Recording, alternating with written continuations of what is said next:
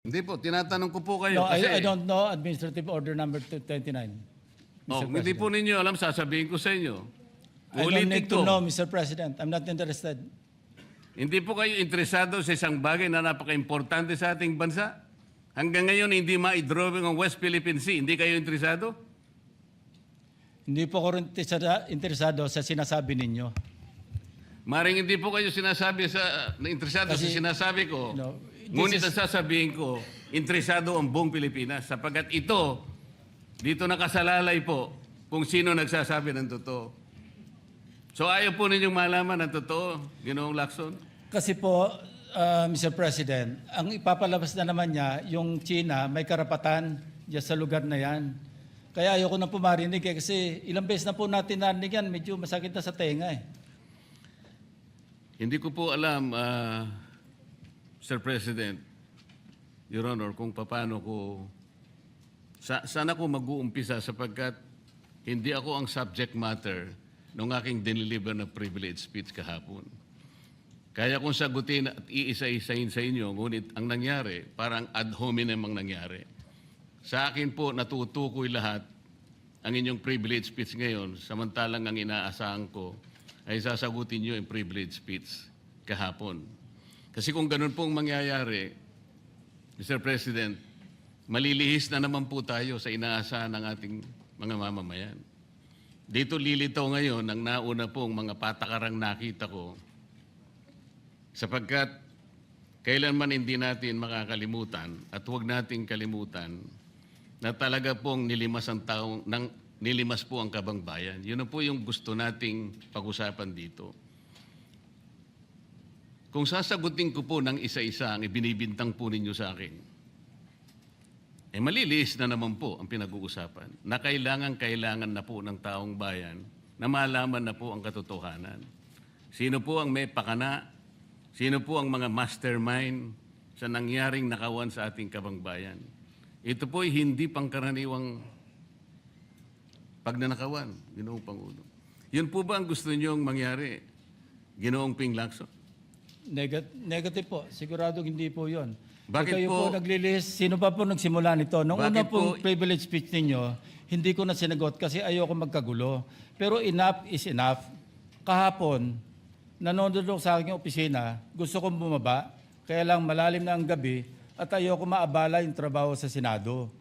Kaya nagsabi ako sa ating Senate President at ito'y na-manifest niya kahapon, narinig ko, na I was told na sasagot ako ngayong araw na ito.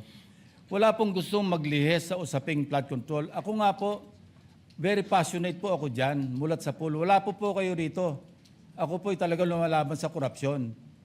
Pagdating sa national budget, pagdating sa lahat ng usapin, hindi nyo po matatawaran ang aking hangarin, maituwid ang lahat ng katiwalian dito sa ating bansa dahil hindi po tayo muusad. Pero enough is enough. Patuloy po kayo sa pag-atake sa akin. Balikan nyo po, res ipsa loquitur. Andyan po lahat eh. Wala po ko inimbento. Salita nyo po lahat yan eh. Sabi nyo, iniinsulto ko kayo. Sagutin nyo po. Totoo po ba o hindi yung ating napanood sa mga video? Totoo po ba o hindi yung aking mga binanggit? Tapos na po kayo. Tapos na po. Kasi po ganito May I suggest that the two gentlemen address the chair instead of addressing each other. Sorry, Mr. President. Pagpaumanhin po ninyo, Ginoong Pangulo, ngunit nakakalimutan po ng ating Senator Ping Lacson na siya po ang nagumpisa sa ngayon lang. Ako raw po ay defensor ni Vizcaya. Palagi niyang ipinipilit yun. Hindi niya makalimutan ang sinabi ko na nung ako po ay nasa Blue Ribbon Committee, tungkulin ko po kasi na ipaglaban ang sino man, witness man siya, resource person, siya po ang kauna-unahan na nag-apply ng Witness Protection Program. Sa aking palagay po, nung panahon na yon, ay kakailanganin namin siya sapagkat mga pangalang malalaki ang dapat na makuha natin. Hindi naman siya, ang ibig ko sabihin, si Diskaya po ang mismong nagbigay po ng kanyang kagustuhan. Nung una po, Mr. President, ayaw ko nga maniwala sa kanya. Kaya sinabi ko sa kanya, gumawa ka ng sulat, kahit sulat kamay, para sa ganun, walang masabi ang iba na parang ako pang nag-initiate sa'yo dahil hindi kita kakilala. Kailangan malaman muna natin kung ano ang laman ng iyong testimony. At kailangan ma-determine natin kung talagang meron kang may kukontribute na mga pangalan. Kasi importante na lumitaw ang mga pangalan ng mga taong talagang utak ng pagnanakaw na ito. Yun po ang pinag-umpisahan nun eh. Dahil mabigat ang kanyang gagawin, Mr. President, nakita ko sa kanyang kagustuhan na siya sumailalim sa Witness Protection Program. Kinilala ko naman yun, Mr. President. Malalagay nga sa alanganin ng buhay niya. Yun po naman yung nakalagay sa batas eh. Bakit ngayon akusahan ako na ako pa ang nagdidepensa sa kanya? Nandun naman po sa batas eh. Kaya nga po nang ipilit po ng ating DOJ Secretary na pinipilit niya magkaroon ng restitution, sinabi ko huwag mong gagawin yan. Wala naman sa batas yan eh. Ipipilit ninyo sa pamagitan ng memorandum ninyo na kahit wala sa batas para siya maging katanggap-tanggap na witness protection program witness, ay gagawin ninyong mag-restitute siya. Wala po sa batas yun, Mr. President. Yun po yung nilalaban ko. Kung napagkamalan niya na dinidepensahan ko, hindi po pwede yung ganon, Mr. President. So ngayon, hanggang ngayon, pati ba naman ng asawa ko na independent director, kakalantariin pa rito. Saan ba natin pag-uumpisa ng pag-uusap na ito? Pagkatapos, ipipilit na naman ninyo yung Kalayaan Island Group. Ano po ba patakaran dito, Mr. President? Ginoong Lacson? Kailangan bang samot-samot ang gagawin mo para sa isang privilege speech? Kayo po'y matagal na sa Senado. Alam ko po, kabisado nyo yung patakaran dito. Ang isang privilege speech na katutok lang sa isang subject matter. Pero kung gagawin po ninyong samot-samot ito, at pagkatapos ay mag-uumpisa kayo na para bang ang nilalaman ng privilege speech ninyo puro ad hominem. Wala po tayong matatapos dito. Ang hangarin po natin dito ay yung subject matter na pinipilit natin sapagkat ito po ang inihintay ng taong bayan.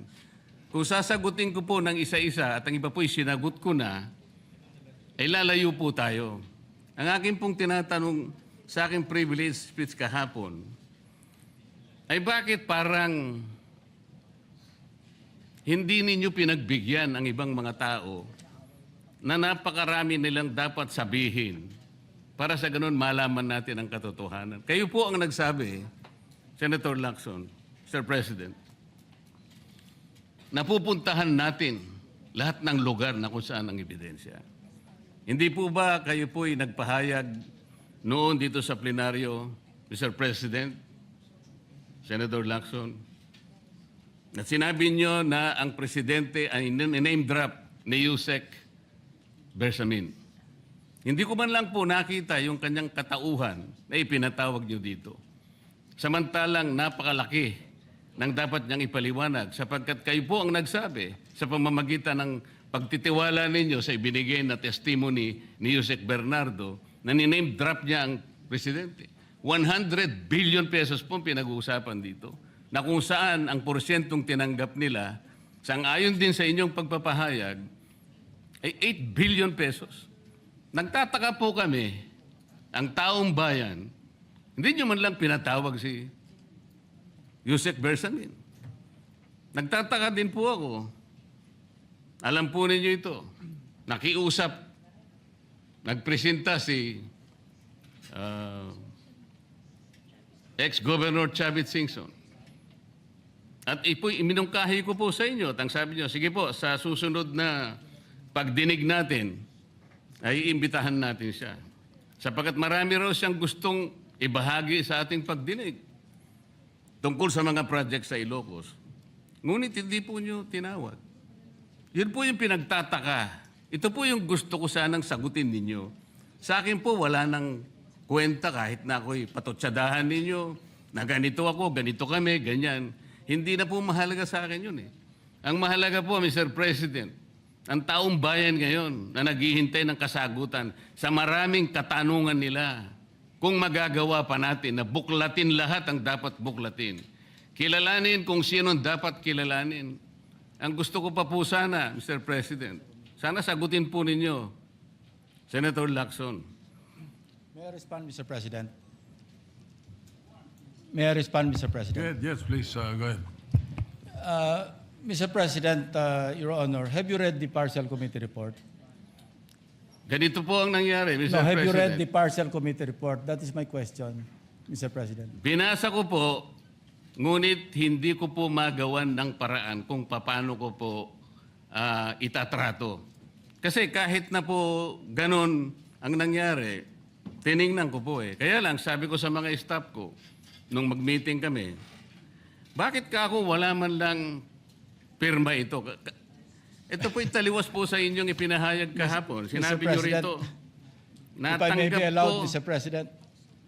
Patapusin niyo muna ako para may paliwanag ko kung bakit hindi man lang ako sumagot sa inyo dito sa ibinigay niyong material na ito. Kasi sinabi po ninyo, for one, I have it on record that his office already received a copy of the BRC Partial Committee report as early as February 11, both hard and soft copies, but he has not signed it, even with I dissent remark.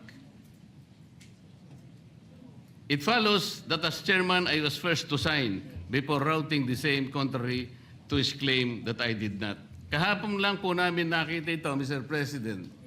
Pero hawak ko po dito yung ipinrint naming kopya na nakuha lang namin sa isang link sa PDF document.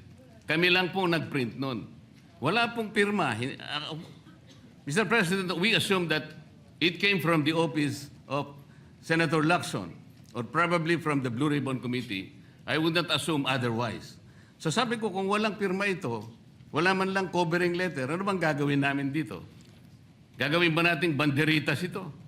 Ganun po ba yung pagbibigay ng isang importanteng dokumento? Kung inaakala po yung importante ito, bakit wala naman pong pirma man lang?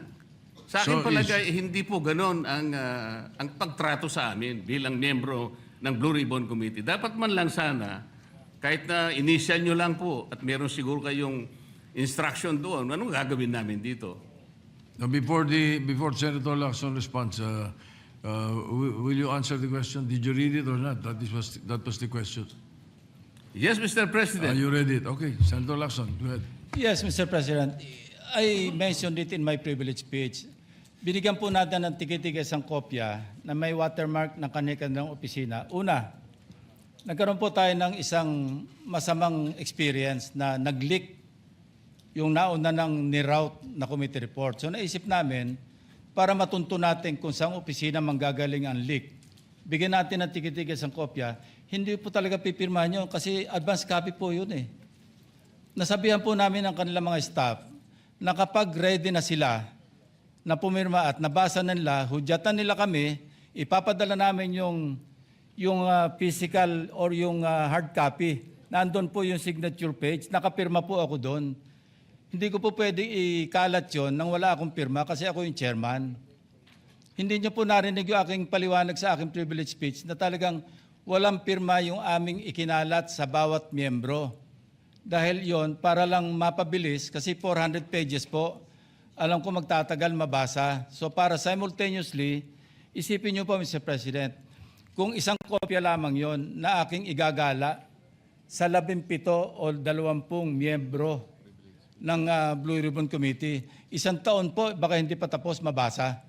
So gumawa kami ng nag-devise po kami ng isang pamamaraan para simultaneously, sabay-sabay nila mabasa with the advice to their staff na kapag nabasa na at ready ng pumirma, sabihan kami, dadali namin yung kopya na mayroong signature page at sa kanila pipirmahan. Katunayan kahapon po si Senator Bam Aquino. Binigyan namin sa kanya yung may signature page at pumirma siya. Hindi po matatapos kung yung 467 yata na pages, iisa-isahin namin iikot. Mahirap po. Gumawa na nga kami ng paraan para matakil na sa floor, ma-defend ko, at makamove forward tayo na tulad ng binanggit ko sa aking privilege speech, simula na tayo uli ng mga panibagong pagdinig. Ngayon, sinabi po ni Senator Marcoleta na bakit hindi inimbitahan si Undersecretary Bersamin.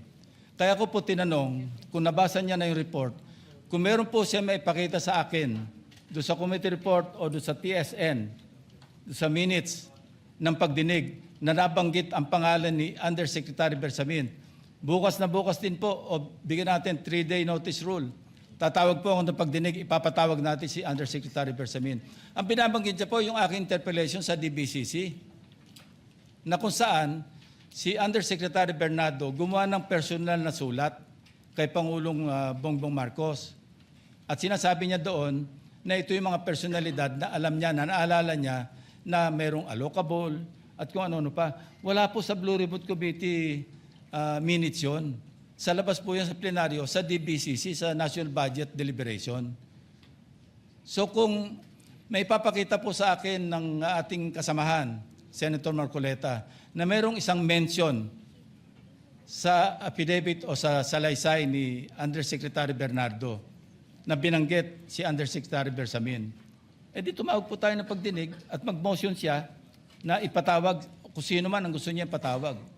Ngayon, si Governor Chavit Singson, wala naman pong paliwanag. Ano po yung itetestify? Konektado po ba sa issue at hand, which is the flood control projects?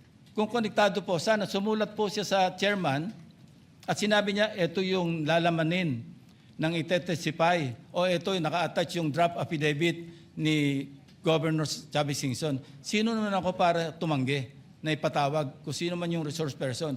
Nagpadala nga siya ng surprise witness, siya lang nakakaalam eh. Hindi ko po inawat eh. At Mr. President, sandali po, hindi pa ako tapos. At nung hinanap kong pilit, pinagtanong ko yung mga addresses, lahat ng mga kakilala ni Gutesa.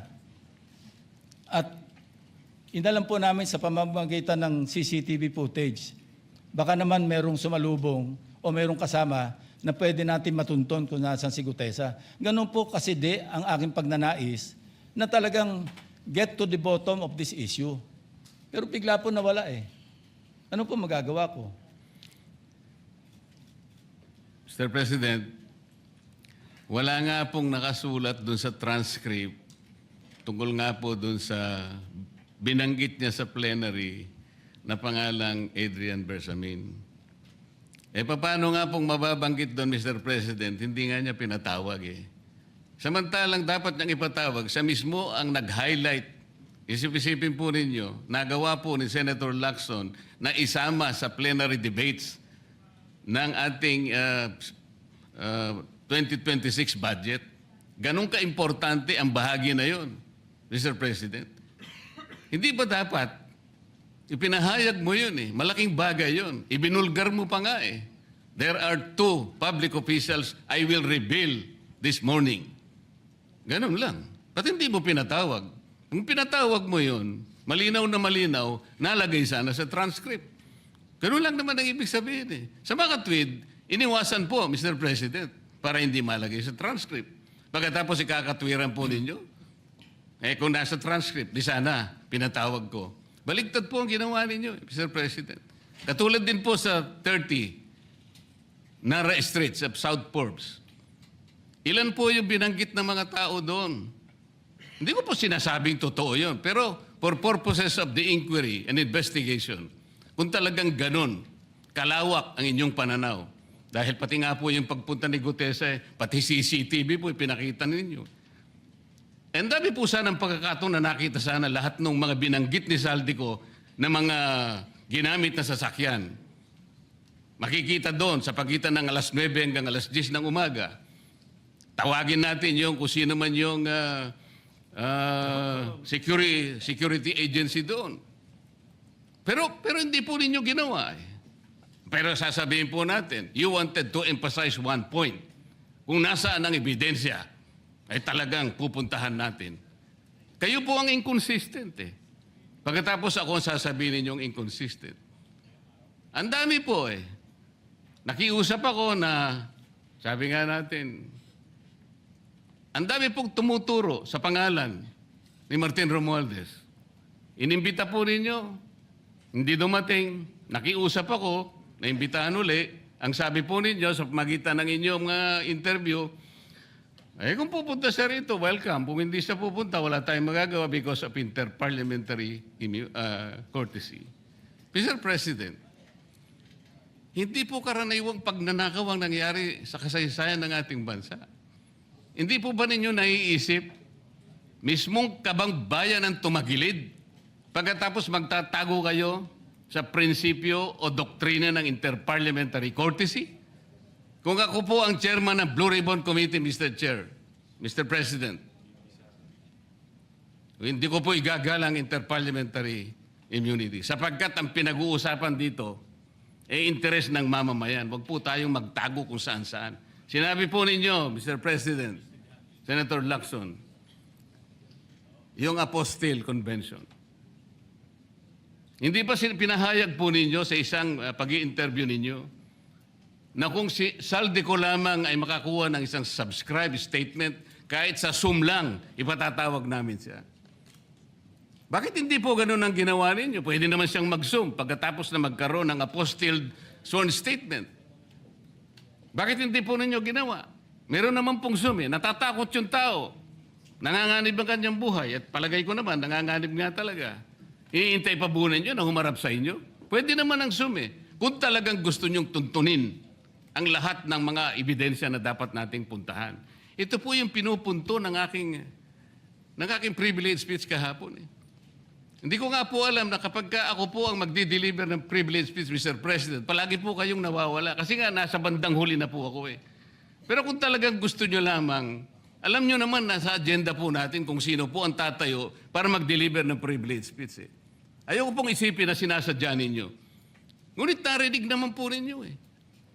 Mr. President, pagkatapos isasama yung Kalayaan Island Group, ano po ba talagang pinag-uusapan natin dito?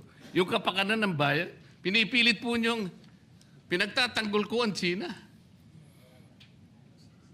Sa March 12 po, Mr. President, Senator Lacson, sana po may panahon kayo sapagkat ipinatawag ko sa magitan ng isang resolution at ito po ay alam na ni Senator Erwin.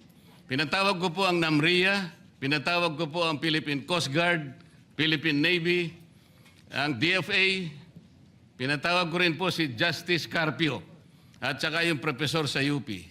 At kung sino man po ang interesado, pero once and for all, malaman po natin dito kung sino ang sinungaling, kung sino ang makatsina, kung sino ang naggagaling-galingan at nagpapanggap na expert in international law. Sana po, Senator Lacson, nandun po kayo. Mr. President, may we hear from the chairman of the Foreign Relations Committee? Because his name was mentioned. May I just confirm if indeed he will call for a hearing and invite those people mentioned, Mr. President? With due respect. Well, as requested, if you would like to respond, Senator Erwin Tulfo. Thank you, Mr. Chair. This morning, I have received a letter from the Department of Foreign Affairs citing that they cannot attend, including NAMRIA, Mr. Chair, and we have already written to the various chiefs of staff of the members of the Committee on Foreign Affairs. They cited, including NAMRIA, that they cannot attend because of the fact that it is a matter of national security, Mr. President. And I also have a copy that will be sent to your office, Mr. President. The reason given by NAMRIA, the Armed Forces of the Philippines, and the Department of Foreign Affairs, Mr. President. In other words, Mr. President, the gentleman from Pampanga and Tarlac is confirming something that is not confirmed. Mr. President, that is too much of a statement. Kausap ko pa lamang ang chairman at kaming dalawa po nagkakausap at niremind pa nga ako yung mga nakarang araw na March 12, okay ka na. So, ang sabi ko sa kanya, ito po ang dapat nating maimbitahan. Bakit naman po nagkaroon ng issue sa national security ang pagdinig tungkol sa usapin sa West Philippine Sea? Mr. President?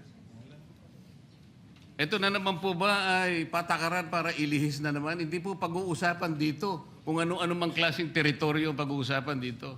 Ang pag-uusapan lang natin ay yung masigalot na pinalalaki nila at hindi nila maintindihan na walang kamatayang West Philippine Sea. Nakalagay po kasi sa Administrative Order number 29, dated 2012, Mr. President. 14 na taon nang nakararaan, minanduhan mismo ang NAMRIA at ang DFA na mag-submit ng mapa at mga charts sa opisina ng United Nations General as UN Secretary General at inotify ang lahat ng international organizations katulad ng IHO. Ano po bang ibig sabihin nun, Mr. President? Alam po ba ito ni Senator Lacson, yung Administrative Order number 29? This is something between the chairman of the Foreign Relations Committee and the gentleman from Tarlac and Pampanga, Mr. President. Hindi po, tinatanong ko po kayo No, kasi... I don't know Administrative Order number 29. Oh, hindi po ninyo alam, sasabihin ko sa inyo. I don't Ulitin need to ko. know, Mr. President. I'm not interested. Hindi po kayo interesado sa isang bagay na napaka-importante sa ating bansa? Hanggang ngayon, hindi ma-drawing ang West Philippine Sea. Hindi kayo interesado? Hindi po ako rin interesado sa sinasabi ninyo. Maring hindi po kayo interesado sa Kasi, sinasabi ko. no, this Ngunit is- ang sasabihin ko, interesado ang buong Pilipinas. Sapagkat ito, dito nakasalalay po kung sino nagsasabi ng totoo. So ayaw po ninyong malaman ng totoo, Ginoong Lacson? Kasi po, Mr. President, ang ipapalabas na naman niya, yung China may karapatan dyan sa lugar na yan. Kaya ayoko na po marinig kasi ilang beses na po natin narinig yan, medyo masakit na sa tenga eh. Alam po Kaya ninyo, sinasabi ko po, ayoko alam na po ninyo, marinig Mr. kung President, nanggagaling sa kanya, Mr. President. si Senator Lacson po ay, ang pagkakaalam ko, isang magaling na investigador. Eh ngayon po pala yung manghuhula na. Paano po niya nahulaan? Ang sasabihin ko ay... The debate is going into Yeah. motives and all of that. So, motu proprio, the presiding officer declares the session suspended.